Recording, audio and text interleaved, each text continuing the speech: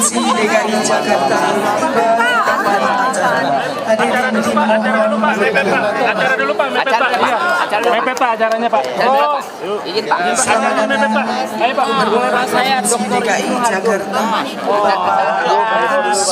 acara dulu Bu.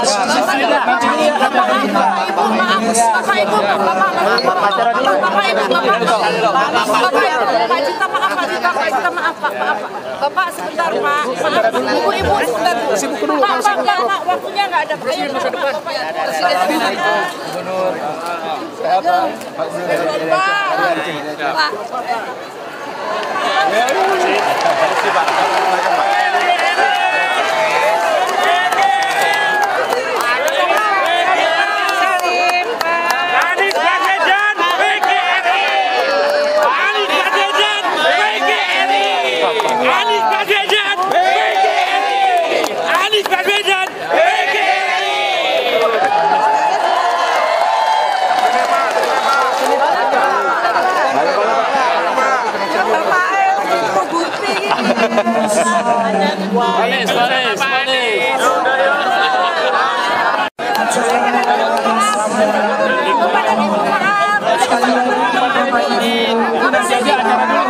Acara dulu nanti pulangnya. Bapak Ibu acara ini.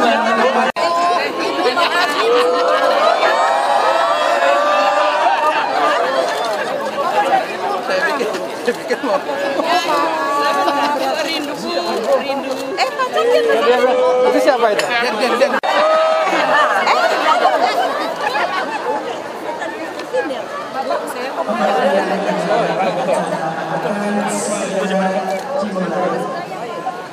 Bapak Ibu, sudah Bapak Ibu. Apa saja?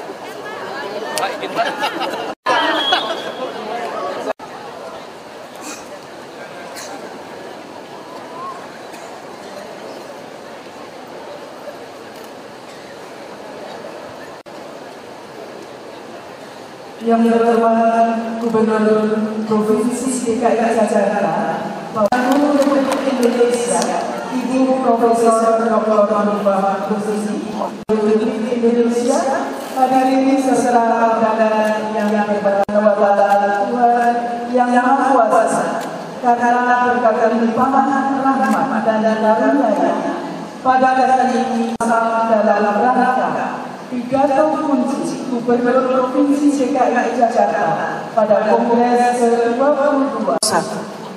Bapak Ibu yang kami hormati, mengawali acara pada sore hari ini, marilah kita dengarkan bersama Hanifah Rusidi, kami silakan.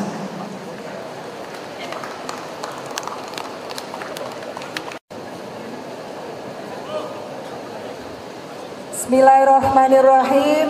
Assalamualaikum. Bapak Gubernur DKI sana Pak.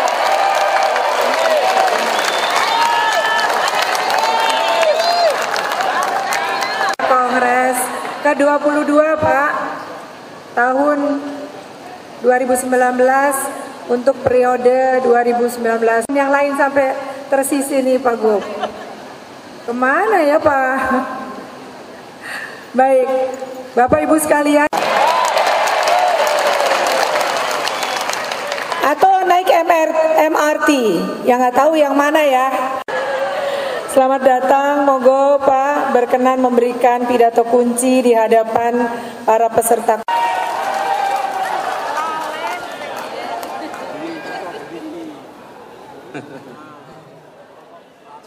Hidup PGRI, hidup PGRI, hidup PGRI. Assalamualaikum warahmatullahi wabarakatuh. Selamat sore, salam sejahtera untuk semuanya, dan selamat datang di Ibu Kota DKI Jakarta. Yang saya hormati, yang terhormat Ketua Umum, Pengurus Besar PGRI, Ibu Profesor Dr. Hanifah Rusidi, MPD, yang terhormat Sekjen PB PGRI, Bapak Kodrat Nugraha, dan para Dewan Penasehat, para Dewan Pakar, serta para Ketua Pengurus PGRI Provinsi se-Indonesia, para ketua pengurus PGRI Kabupaten, Kota se-Indonesia, dan para peserta Kongres ke-22 PGRI tahun 2019 ini. Alhamdulillah, bersyukur sekali bisa hadir bersama dalam Kongres ini. Saya ketika tadi pakai baju seragam ini, rasanya seperti kembali ke Dikbud, Bapak Ibu. Iya, pas pakai itu tadi kan di mana-mana kalau habis pakai baju berkaca, bukan? Waktu berkaca ini rasanya, aduh, ini rasanya seperti kembali lagi ke Dikbud. Dan setiap kembali ke sini rasanya kembali ke habitat utama kita, dunia pendidikan. Bu Nifah, terima kasih dan kita beri ucapan selamat.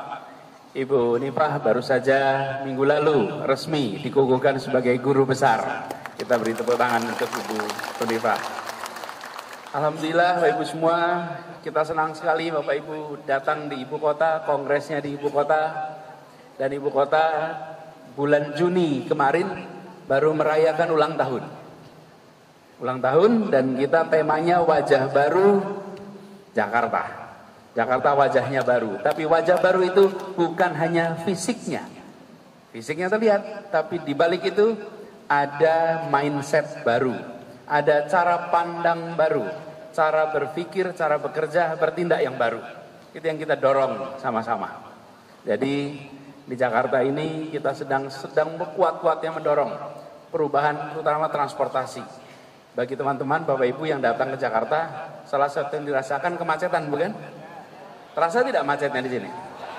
Terasa, apalagi kalau dari daerah di mana kemacetan belum menjadi masalah utama. Di kita rasa, tapi alhamdulillah bulan Juni juga kemarin kita mendapatkan penghargaan sebagai salah satu dari 3 kota terbaik dalam perubahan transportasi kita. Mindsetnya. Jadi ketika saya bertugas, sama seperti dulu ketika di Kemdikbud, kita bertanya aja hal-hal sederhana. Saya bertanya pada jajaran, apa alat transportasi yang semua orang punya? Motor. Sepeda atau motor? Yakin? Semua orang punya. Alat transportasi yang semua orang punya adalah kaki. Iya, kaki kita. Tapi kalau kita berpikir bahwa alat transportasi itu harus berbentuk roda, maka jalan yang dibangun hanya jalan untuk roda. Tapi bila alat transportasi itu dibayangkan kaki, maka jalan yang dibangun juga untuk kaki. Itulah yang terjadi di Jalan Sudirman, itu yang sedang kita bangun di berbagai tempat di Jakarta. Trotoar dilebarkan, jadi bukan trotoarnya saja. Di balik itu, di balik wajah baru itu ada pikiran baru. Betul tidak? Betul. Hari ini di Indonesia, saudara-saudara kita masyarakat Baduy yang menggunakan alat transportasi itu paling konsisten. Karena masyarakat Baduy kemanapun jalan kaki, bukan? Ya, sesungguhnya alat transportasi yang setiap kita punya mayoritas adalah kaki. Ini contoh hal-hal baru yang sedang kita dorong di Jakarta. Banyak contoh yang lain. Tapi saya di sini tidak sedang berbicara soal Jakarta. Saya sedang mengucapkan selamat datang di Ibu Kota, di tempat wajah baru sedang mewarnai Ibu Kota ini. Nah, salah satu yang baru adalah MRT. Mau nyoba enggak MRT? Sudah pernah belum? Belum pernah? Mau? Boleh, gini. Nanti saya instruksikan semua yang membawa kartu peserta kongres boleh naik gratis MRT Jakarta. Ya. Jadi cukup bawa itu name tag-nya ya. Kalau udah ada name tag-nya nanti boleh masuk gratis Bapak Ibu. Masuk gratis, keluar gratis. Nah iya, jangan sampai masuk gratis keluar bayar, bukan? Jadi kalau Pak Didi pasti sudah, kalau Bu Nifah pasti sudah. Yang di Jakarta, oh Ibu Nifah juga belum. Waduh, harus dia siapkan karpet merah kalau gitu Bu nanti. Ya, Bapak Ibu semuanya, silahkan di antara waktu longgarnya nanti saya beritahu. Apalagi kalau datangnya pakai seragam PGRI, lebih gampang lagi identifikasinya. Ya.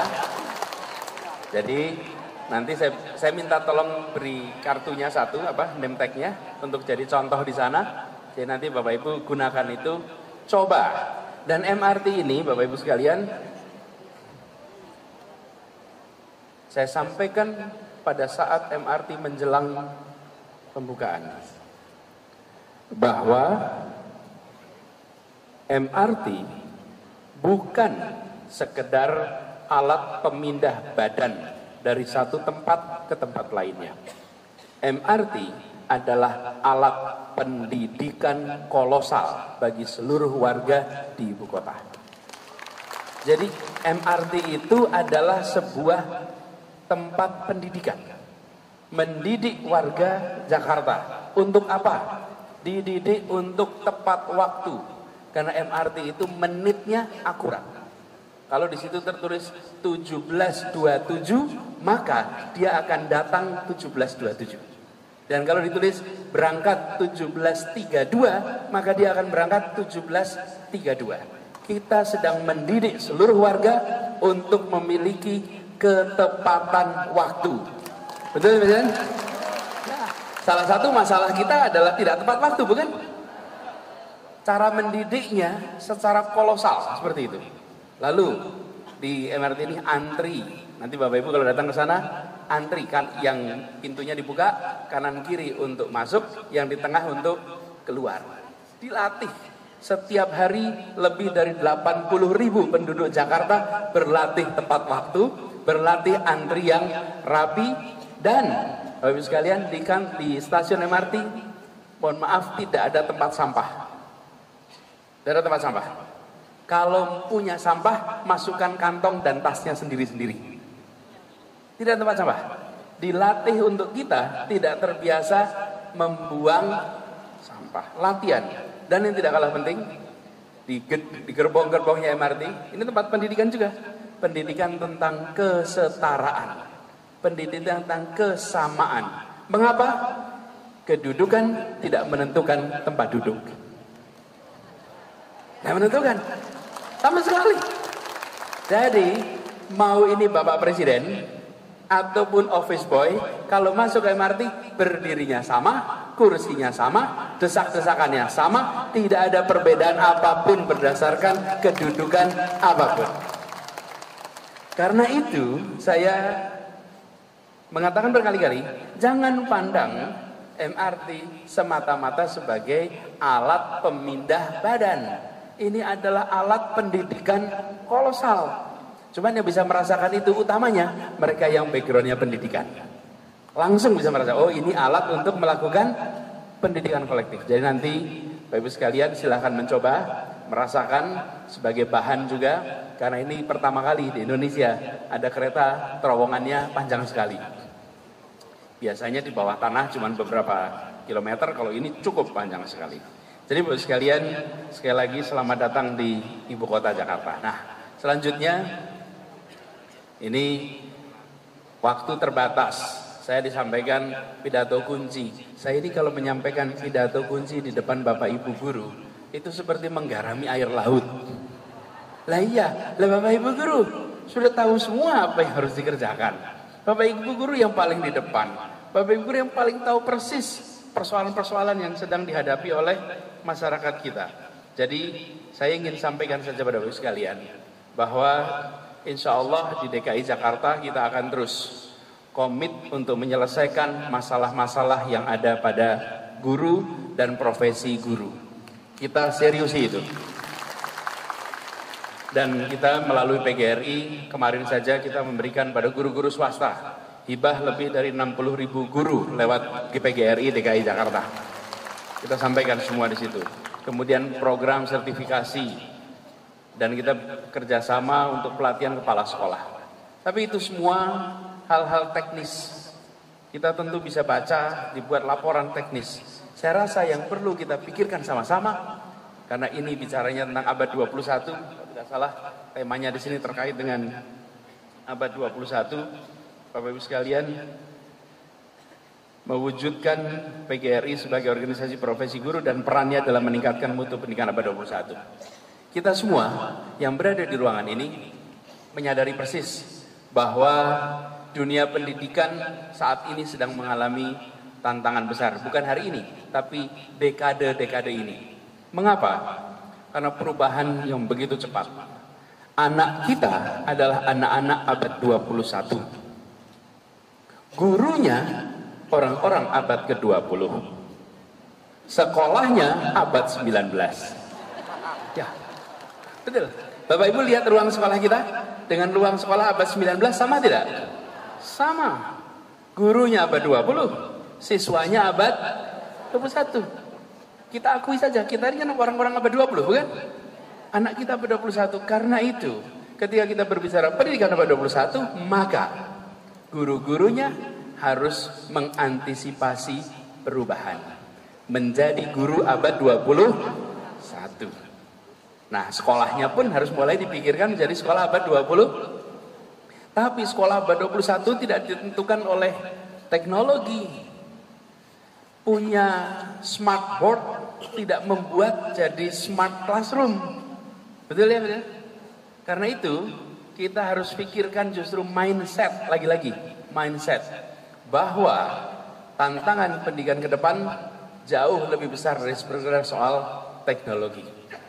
Bapak Ibu sekalian, kita yang berada di sini, organisasi profesi guru, boleh tidak saya tanya, bisakah guru digantikan dengan teknologi? Masya Allah, tidak yakin, tidak bisa diganti teknologi. Ada tidak yang percaya guru bisa digantikan teknologi? Tidak bisa. Mungkin kita ubah pertanyaannya, Bapak sekalian. Guru macam apa yang bisa digantikan teknologi? Guru macam apa yang tidak bisa digantikan teknologi? Betul ya, Bapak sekalian? Oke. Guru yang serba rutinitas, serba mekanistik, dari waktu ke waktu mengajarnya sama, caranya sama, isinya sama, itu bisa diganti PowerPoint. Betul ya?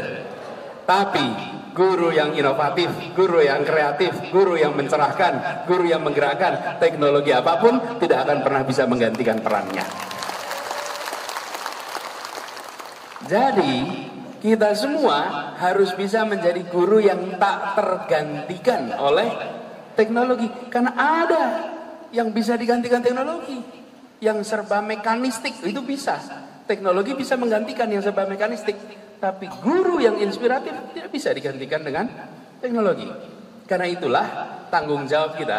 Kalau ingin anak abad 21, maka gurunya harus bisa berpikir abad 21. Salah satu yang disebutkan di dalam World Economic Forum Report tentang guru, tentang pendidikan, adalah perlunya kita memiliki kemampuan untuk bisa kreatif, untuk bisa komunikatif, untuk bisa kolaboratif, dan untuk bisa komunikatif. Di bawahnya ada kemampuan untuk memiliki literasi. 4 itu fondasinya punya literasi, dan paling dasar adalah karakter atau akhlak. Ini yang paling dasar yang harus kita miliki. Karena itu sekalian, tantangan kita sekarang adalah bagaimana kita menjadi guru yang memiliki fondasi karakter yang kuat, kemampuan literasi yang luas, dan kompetensi komunikasi, kolaborasi, kreasi,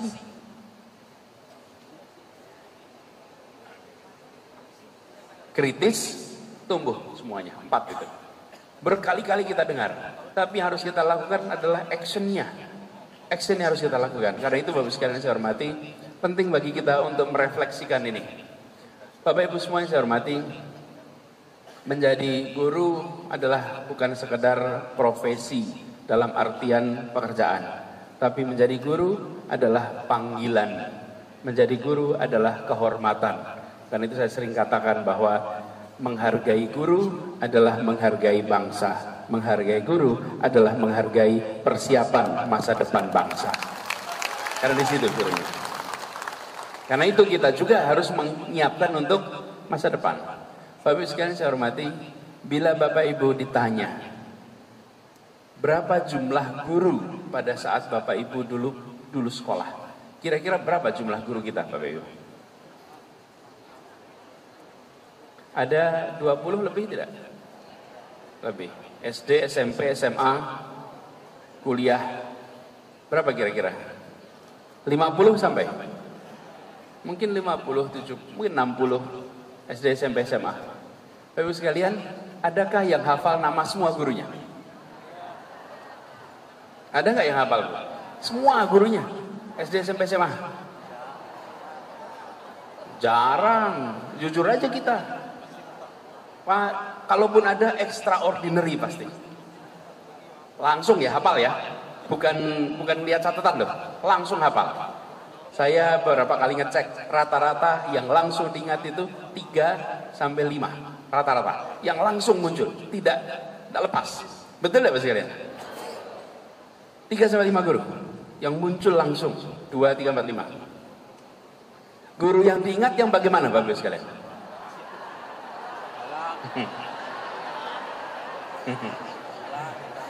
Guru yang diingat ya, guru yang menyenangkan atau menyebalkan. Betul nggak misalnya? Ya kan?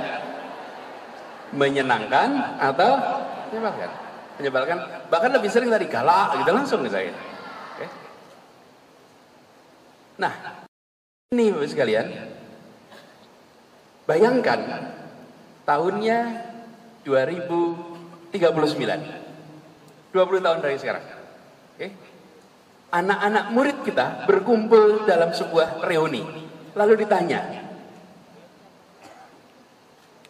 sebutkan nama gurumu dulu. Oke, pertanyaannya, akankah nama kita disebut oleh murid kita?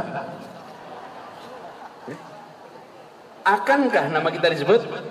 Insya Allah disebut, dan sebagai guru yang menyenangkan, menginspirasi pada murid-muridnya. Saya ingin mengajak pada kita semua, mari kita refleksikan di masa depan. Bagaimana bila anak kita nanti diminta untuk mengenang kita sekarang?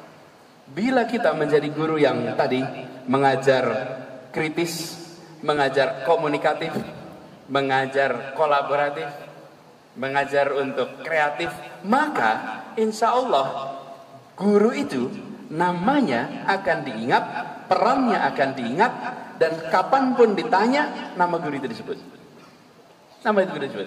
Saya hari ini Bapak Ibu kalau ditanya, ingat nama guru? Ingat. Bahkan saya ingat nama kepala sekolah, seorang tokoh PGRI di Jogja. Namanya Pak Wahyuntono. Ada yang dari Jogja nggak di sini? Nah, Jogja. Ada kenal Pak Anton ya? Pasti kenal. Pak Wahyuntono itu tokoh PGRI. Beliau adalah guru SMA saya. Sampai sekarang saya ingat persis. Saya ingat persis Ibu Komariah yang mengajar sejak saya SD. Ibu Lili, ingat semua. Nama-nama itu adalah orang-orang yang menginspirasi. Tapi ada guru yang dulu hadir, hari ini kita ingat-ingat tuh lupa namanya. Betul Pak sekalian? Karena itu, kalau boleh saya pesan, mari pastikan para guru PGRI adalah guru-guru yang menginspirasi sehingga dikenang terus oleh murid-muridnya. Lagi-lagi mereka akan di masa depan. Bukan sekarang, di masa depan. Dan pada saat itulah nanti akan tengok ke belakang. Saya membayangkan Bapak Ibu semuanya, anak-anak kita nantinya akan berkompetisi di level global. Di level global. Hari ini saja dengan alat ini kita sudah tersambungkan kemana saja. Bapak Ibu semua, insya Allah kalau pengurus PGRI pasti punya Facebook ya. Punya Facebook nggak ya? Punya Facebook, Instagram, sosial media. Apalagi guru. Guru itu adalah petutur yang baik. Mayoritas bisa menulis dengan baik. Betul ya? Betul ya? Karena itu kalau tunjangan belum turun, tulisannya banyak sekali. Betul ya? Iya. Kalau tunjangan belum turun, panjang betul. Ingat saya zaman di Kemdikbud dulu gitu. Dan cepat sekali viral kalau guru-guru itu. Apa aja cepat sekali viral. Connectivity-nya tinggi Bapak Ibu. Nah, ini Bapak sekalian, alat ini kita kan mau jadi guru abad 21 bukan? Sekarang coba kita reflektif sedikit. Facebook kita temannya siapa? Saya hampir pastikan mayoritas teman kita adalah teman masa lalu. Betul tidak? Teman SD, SMP, SMA, kuliah, betul? Tetangga, kolega, betul tidak? Di mana masa depan Bapak Ibu? Oke? Di mana masa depan? Bayangkan alat ini sayang bila sekedar menjadi instrumen untuk mempertahankan hubungan masa lalu. Alat ini harus menjadi instrumen untuk membangun masa depan. Jadi, kalau kita guru biologi, sudahkah kita berteman dengan penerima hadiah-hadiah Nobel bidang biologi? Sudahkah berteman dengan pusat-pusat kajian tentang biologi untuk anak-anak di usia kita? Dulu untuk melakukan itu kita harus ke airport, harus pergi. Hari ini dengan adanya digital ini tersambungkan. Sudahkah kita tersambungkan dengan kuliah-kuliah di mata pelajaran yang sedang kita ampu? Wih, sekarang terbuka di seluruh dunia. Universitas terbaik, sekolah-sekolah terbaik, bahannya bisa dilihat secara digital. Semuanya terlihat. Alat ini mari kita ubah dari sekedar melanggengkan hubungan masa lalu menjadi membangun masa depan untuk anak-anak kita semua. Ini mindset, teman sekalian.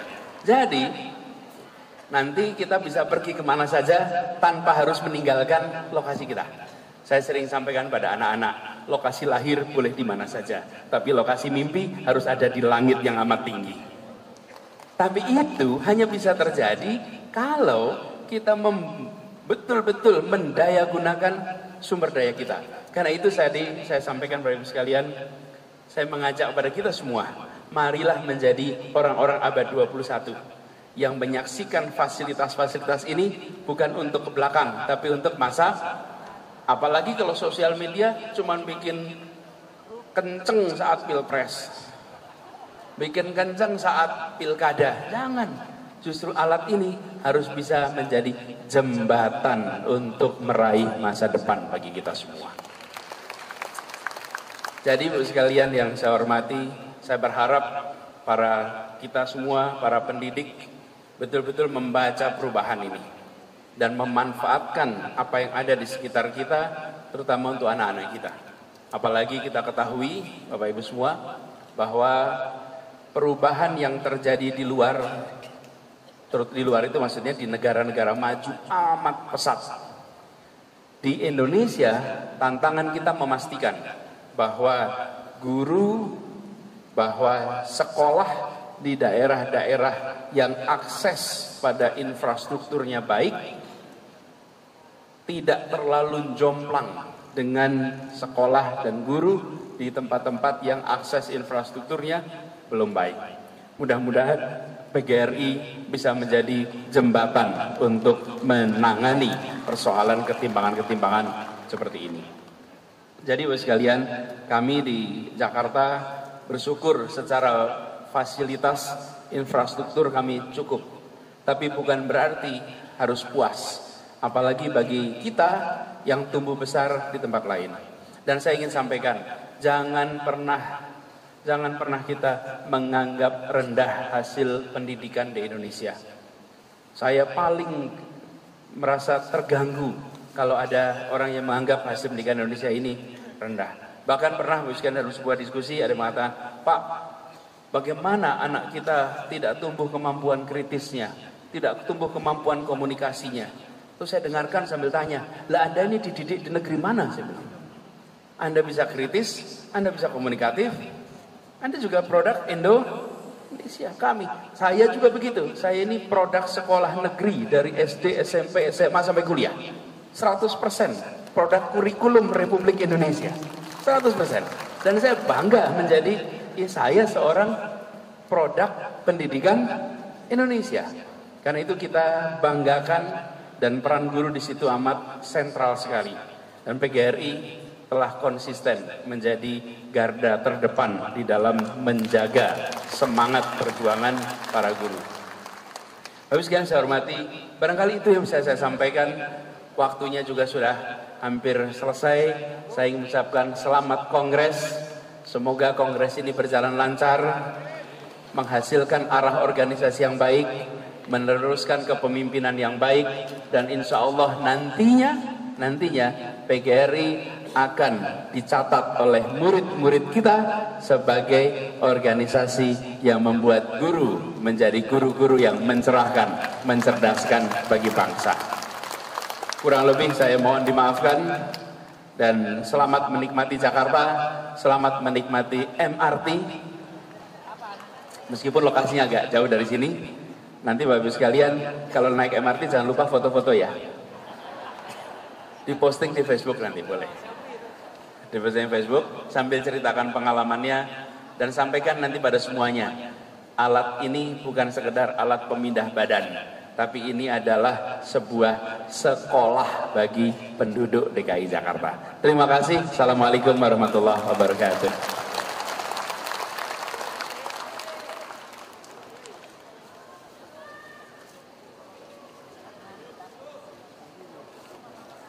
Bapak dan Ibu, dengan demikian berakhirlah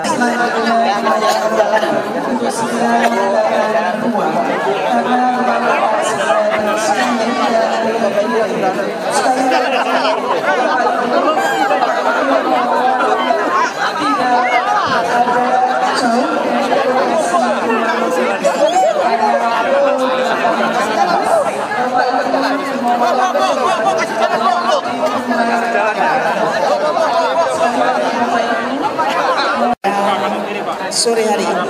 Dan Bapak Ibu mohon untuk mempercepat proses clearing. Bapak Ibu tidak meninggalkan sampah di tempat duduk Bapak Ibu.